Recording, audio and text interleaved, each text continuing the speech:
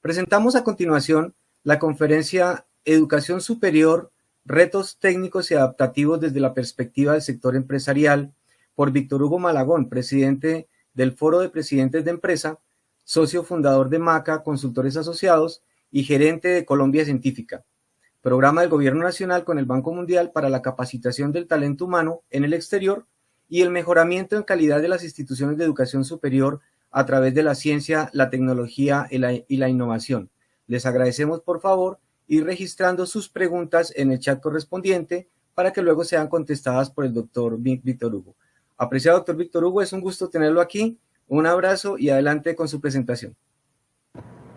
Muchísimas gracias, doctor Carlos Aparicio. No sé si me están escuchando bien, si perfectamente está la transmisión adecuada. Pues la verdad es que para mí es un privilegio y es un honor muy grande, y lo digo desde mi corazón, estar en este congreso de APICE. Mi saludo especial al doctor Jorge Telles, director ejecutivo, a los miembros de la Junta Directiva de APICE, a su presidente, el doctor Manuel Acevedo, al doctor Carlos Aparicio, amigo de tantas luchas y colega de tanto tiempo en la construcción de esta lógica integral y comprensiva de la educación superior en nuestro país. Me complace también saludar a Oliver Azuara y a Claudia López, quienes me han antecedido en el uso de la palabra y con quienes estamos de alguna manera haciendo convergentes las reflexiones que yo vengo a proponerles el día de hoy.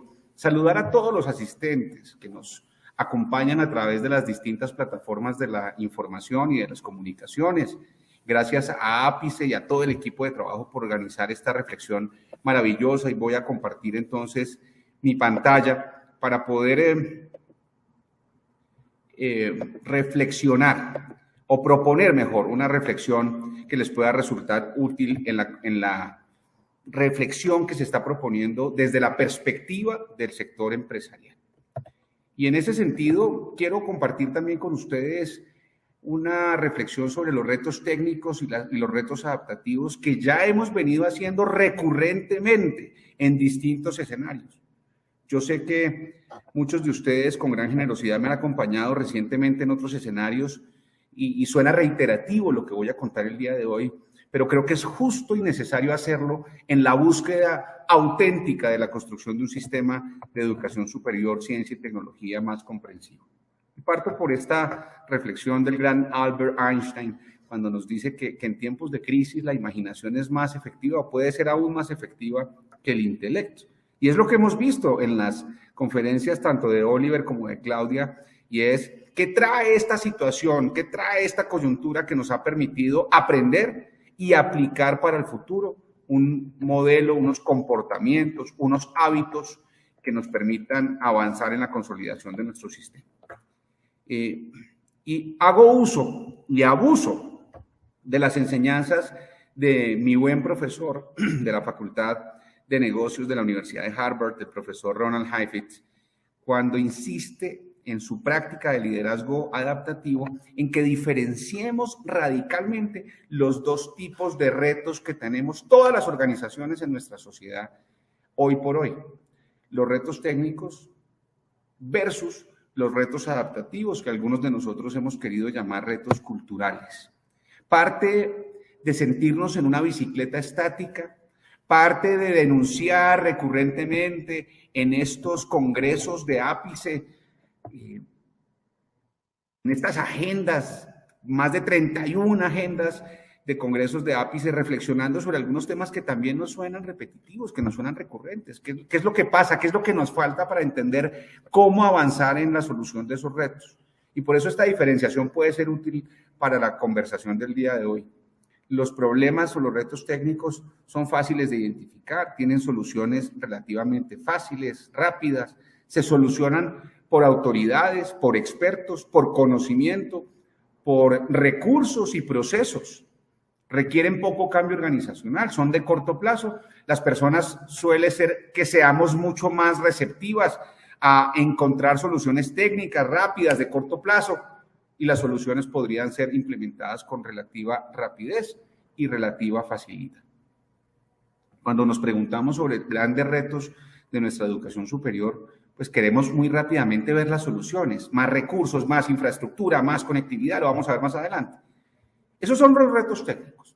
pero subyacen unos desafíos y unos retos adaptativos y culturales, del comportamiento, de los hábitos, de cómo leemos el mundo, de cómo nos relacionamos unos a otros desde las distintas instituciones en las que tenemos el honor de participar.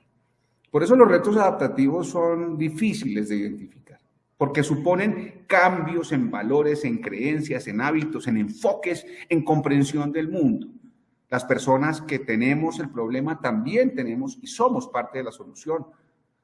Los retos adaptativos requieren cambios sistémicos y por lo tanto son de largo plazo, no son inmediatos, no son rápidos. Hay resistencias, por supuesto, a este tipo de cambios, incluso a reconocerlos, y las soluciones pues no son rápidas porque requieren de permanente experimentación, descubrimiento y sobre todo relacionamiento entre los distintos seres humanos y grupos de interés. Y por eso no me quiero concentrar en esta conversación del día de hoy en los retos técnicos. Ojo, no quiero decir que los retos técnicos no sean importantes. Son recurrentes los retos técnicos en nuestra educación superior. Hoy tenemos grandes desafíos en demanda y oferta, y ustedes, queridos amigos, que dirigen este ámbito de la financiación de la educación superior lo saben. Tenemos grandes retos de infraestructura y sobre todo la nueva vocación de la infraestructura física en eso que los expertos llaman la nueva normalidad. Tenemos sin ninguna duda grandes retos en calidad y cobertura de la conectividad y del acceso a las conexiones móviles en nuestros países. Ni qué decir de los retos de pedagogía y metodología para esta nueva realidad que parece ser o que amenaza ser una realidad híbrida. Y parte de eso es este ejemplo maravilloso que nos permite encontrarnos hoy a través de las plataformas de las comunicaciones y de la información. La movilidad académica internacional en esta nueva normalidad, la financiación de la educación superior, reto que ha asumido con tanto éxito Ápice y todas las organizaciones vinculadas alrededor de nuestro continente, y por supuesto no dejan de ser importantes las reflexiones sobre calidad y pertinencia en esta nueva normalidad. Particularmente cuando se habla de visión y de relación del sector privado, se habla de la pertinencia. Y permítanme decir que la pertinencia, así como la define la UNESCO, como esa adecuación entre lo que la sociedad espera de las instituciones, y en este caso de las instituciones de educación superior, y lo que ellas deben hacer, pues muchas veces están sometidas a unos debates que subordinan el concepto de pertinencia a un segundo plano por debajo del concepto de calidad. Se eleva esta condición a un atributo casi principal y casi excluyente, como si tener cobertura y pertinencia fuera de alguna manera sacrificar en calidad, y mi punto de vista resulta completamente contrario a ello. Pero adicionalmente, algo que he venido denunciando y lo quiero hacer en este escenario el día de hoy, es ese reduccionismo del concepto, no solo de las demandas del sector productivo. Y aquí los invito muy animosamente a que no reduzcamos el concepto de pertinencia. No permitamos que en el discurso social se reduzca el concepto de pertinencia como si la pertinencia fuera solamente dar unas respuestas a demandas técnicas, coyunturales y de corto plazo a la formación del capital humano del sector productivo. Lejos de nosotros ese reduccionismo, ese simplismo en el abordaje del concepto de pertinencia. Hoy más que nunca la sociedad está reclamando un concepto amplio, incluyente, de pertinencia, seres humanos capaces de solucionar problemas, seres humanos capaces de adaptar y de aplicar el conocimiento adquirido a las necesidades concretas de poblaciones concretas y de sociedades concretas. Por eso las dimensiones de la pertinencia no son solamente dimensiones económicas o dimensiones de competencias concretas de corto plazo, sino que también incluyen ámbitos laborales, sociales, culturales, incluso ecológicos, hoy más que nunca con esta prioridad de la sostenibilidad ambiental global. Y por eso, hablar de pertinencia en el marco de la triple dimensión sustantiva de la educación superior no es menor. Y por eso el papel que los empresarios pueden tener en esa reconfiguración de la triple dimensión sustantiva, crear conocimiento a través de la investigación, transmitir ese conocimiento a través de la docencia y sobre todo aplicarlo a soluciones concretas de nuestras sociedades a través de la extensión universitaria, requieren de una visión empresarial mucho más comprometida. Y no se trata solamente, queridos amigos, de hablar de bonitas intenciones retóricas de una colaboración entre el sector empresarial y el sector académico. Basta de eso. Suena bien que nos encontremos, que colaboremos, pero suena tímido, como si fuéramos muy distintos, y al ser muy distintos no nos entendemos como parte integral del mismo sistema de generación, aplicación y transmisión del conocimiento. Según UNESCO, también la educación superior debe asumir un papel conductor en la renovación de todo el sistema educativo, y por eso las claves de la pertinencia subyacen también en el proyecto educativo de nuestras instituciones, en la flexibilidad e interdisciplinariedad, en los sistemas nacionales de educación superior, en los retos graves de medición y de actualidad en el uso de la información, usando también las tecnologías de la información y de las comunicaciones, y por supuesto, eso que muchos hemos convertido también en nuestro proyecto de vida, y es ese concepto de tetrahélice, esa necesaria convergencia entre la universidad, la academia, la empresa, el Estado y la sociedad civil. Y repito, no como un tímido acercamiento de visiones, no como un acercamiento entre muy distintos para tratar de dialogar. Casi que el llamado que estamos haciendo hoy no es a la cooperación y a la colaboración, es a la convivencia. Y hemos conocido modelos maravillosos en Austria, en Alemania, en Francia, en España, que hoy le apuestan no a una colaboración tímida entre la universidad, la empresa, el Estado y la sociedad, sino una convivencia física incluso de la empresa, la universidad, el Estado y la sociedad. Y cuando uno habla, querido Carlos y queridos amigos, de las cosas que le apasionan, pues corre el riesgo de ser abusivo en el uso del tiempo, y quiero respetar absolutamente el tiempo que me ha sido asignado. Pero no puedo dejar de mencionar que en esa convicción de convergencia, de convivencia entre universidad, empresa, Estado y sociedad, muchos hemos finalmente dedicado nuestro propio proyecto de vida. Y me siento muy orgulloso de ello.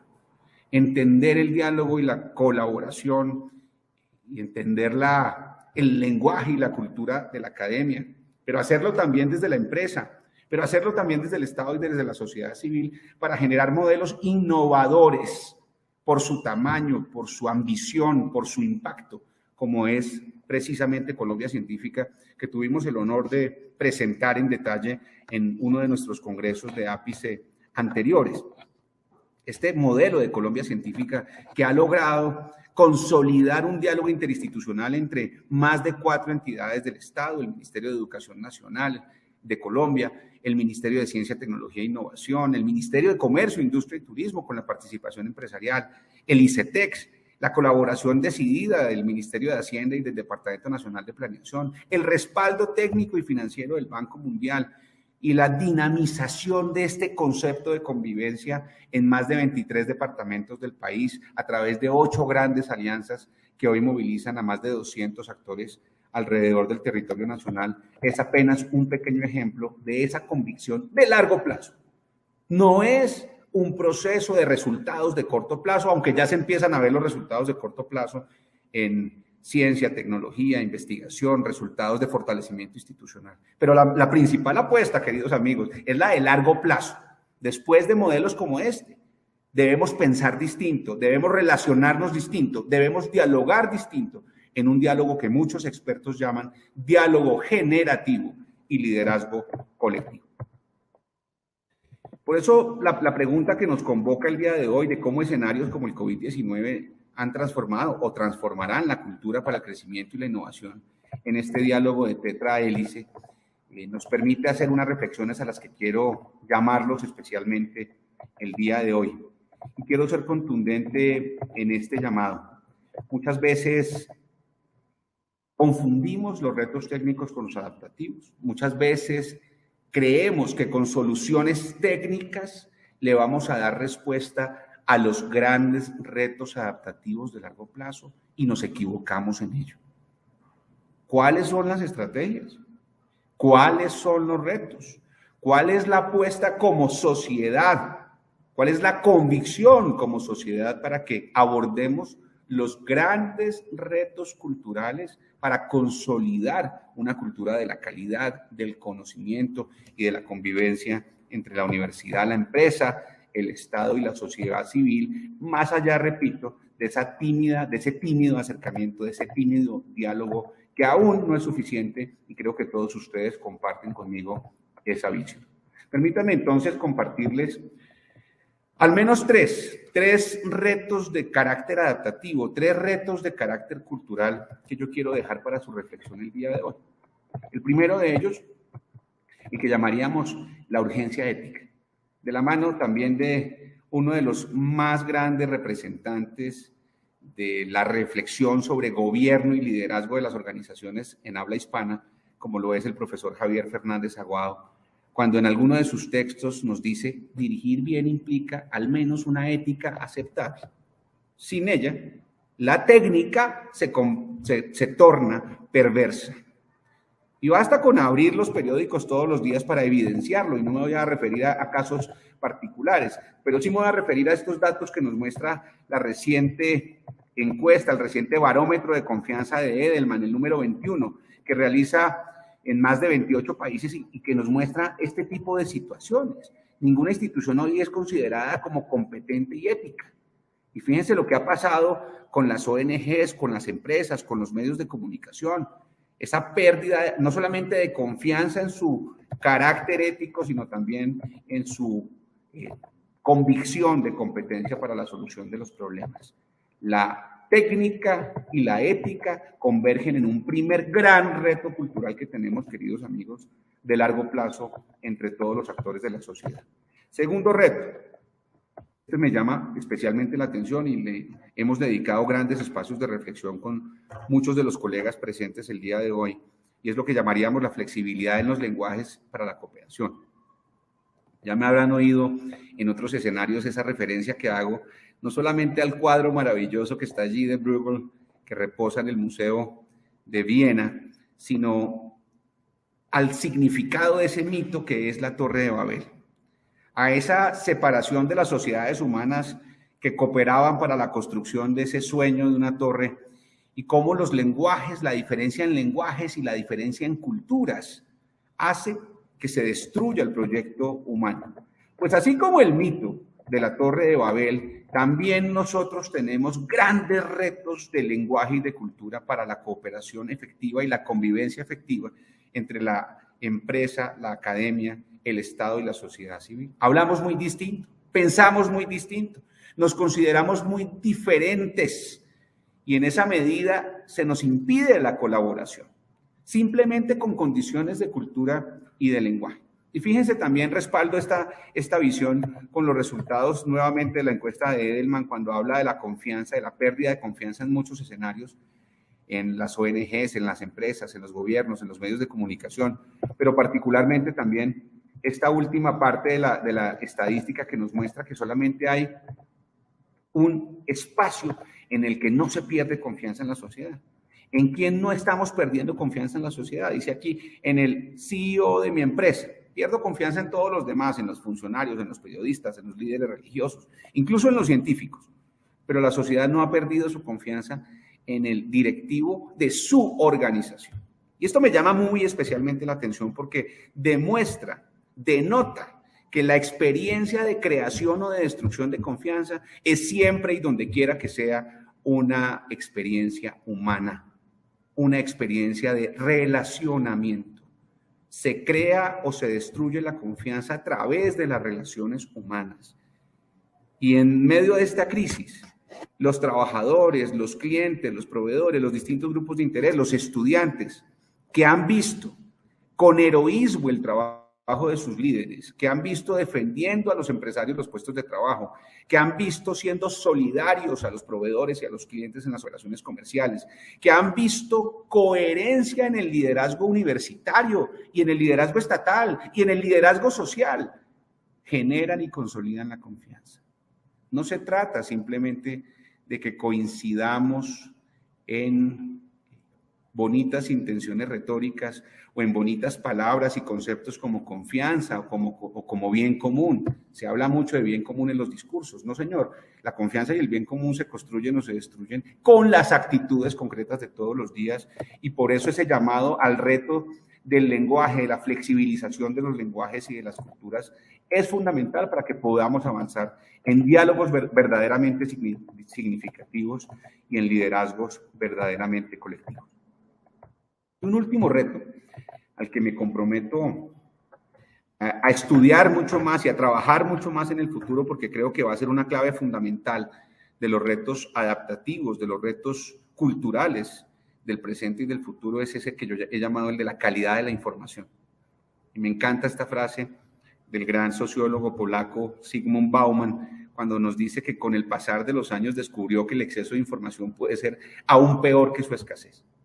Y lo estamos viendo en el exceso y en la cantidad de información que todos nosotros manejamos a través de nuestros pequeños dispositivos móviles. Todo ciudadano es hoy un potencial periodista, un potencial medio de comunicación. Vemos la tragedia del manejo de algunas redes sociales que se convierten en verdaderas cloacas que atentan contra la dignidad de los seres humanos, que no construyen valor, que desinforman, que generan información falsa. Y por eso el gran reto de las fake news, que usan las plataformas y los avances tecnológicos de la cuarta revolución industrial, como el Big Data o el Internet de las cosas, no para construir valor, sino para confundir a la sociedad o para influir indebidamente en la toma de decisiones de los ciudadanos. Tenemos aquí un gran reto, queridos amigos, y ese sí que es un reto cultural. Ese no lo vamos a solucionar con más tecnología o con más recursos o con más infraestructura. Lo vamos a solucionar con cambios culturales, con transformaciones culturales de largo aliento. Y lo peor de todo, la sociedad también nos lo está reclamando a las empresas, a las organizaciones y a las sociedades. Fíjense, este dato para las empresas ganan la mayor confianza al ser guardianas de la calidad de la información. Cuando correlaciona el estudio cuál es el factor o cuáles son los factores que aumentan la posibilidad de confianza asociado con el buen desempeño de las organizaciones, pues encontramos los tradicionales. Pensar a largo plazo por encima de las ganancias de corto plazo, o el impulso a la actividad económica y a la prosperidad, o la respuesta heroica, robusta y contundente a la situación de COVID-19, o por supuesto la adaptación de prácticas de sostenibilidad que muchos de nosotros hemos promovido activamente, no solamente en el sector empresarial, sino también en el sector académico, en el sector del Estado y por supuesto en las organizaciones de la sociedad civil. Pero aparece este factor, la protección de la calidad de la información como el principal factor que aumenta la posibilidad de confianza en las organizaciones, en las empresas, en los negocios, basado en el buen desempeño. La sociedad nos está reclamando, queridos amigos, ser guardianes de la calidad de la información, nada menos, en un mundo caracterizado por la información infinitiva, por la capacidad casi infinita o ilimitada de procesamiento, de gestión y de cuidado y almacenamiento de la información, y con una información, una conectividad casi absolutas a través, repito, de nuestros dispositivos de comunicaciones y de tecnología. Gran reto que tenemos como sociedad, gran reto que tiene la universidad, la empresa, el Estado y la sociedad civil en conjunto para otorgarle en el largo plazo a nuestras sociedades una información transparente, confiable, eficiente, sobre la que se puedan construir buenas decisiones y sobre la que se pueda construir prosperidad. Después de agradecerles, por supuesto, a todos los organizadores de APICE, de reiterar que tienen en mí, como lo han tenido siempre, a un servidor, a un amigo, a un admirador, a una persona dispuesta a seguir construyendo, como lo ha hecho APICE durante tantos años, valor para la sociedad, valor para las comunidades, valor para los estudiantes, posibilidades de acceso cierto a los recursos de la educación superior. Y así como empezábamos con el gran Einstein, terminamos con la gran Mafalda o con el gran Quino. A mí como Mafalda lo que más me preocupa es cómo bajar ese índice de egoísmo. Y entiendo que uno de los retos culturales más importantes, individuales y sociales, es la superación de los egos, del yo por encima de los demás.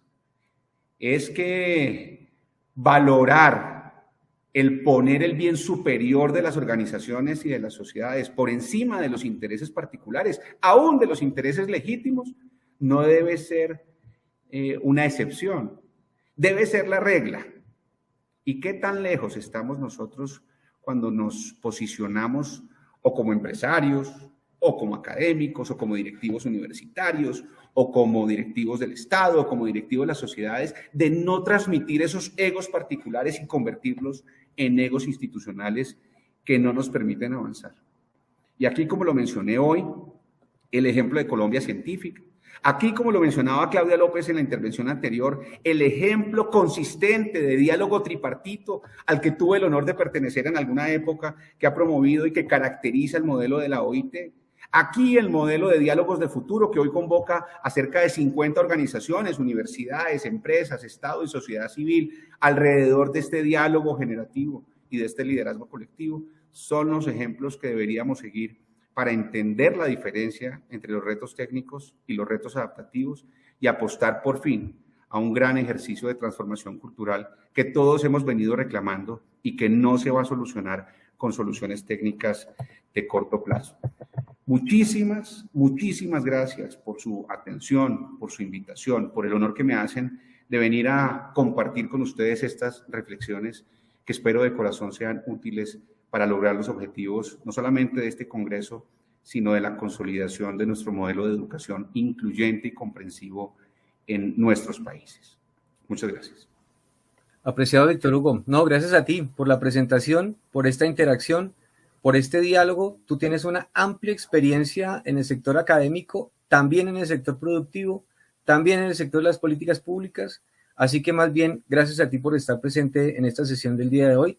Creo que esa conjunción que has hablado muy pertinentemente del tema del sector productivo y sector académico es fundamental para el desarrollo de nuestra sociedad. Como tú lo has manifestado, esa interacción real y conjunta o convivencia, creo que es fundamental tenerla en cuenta.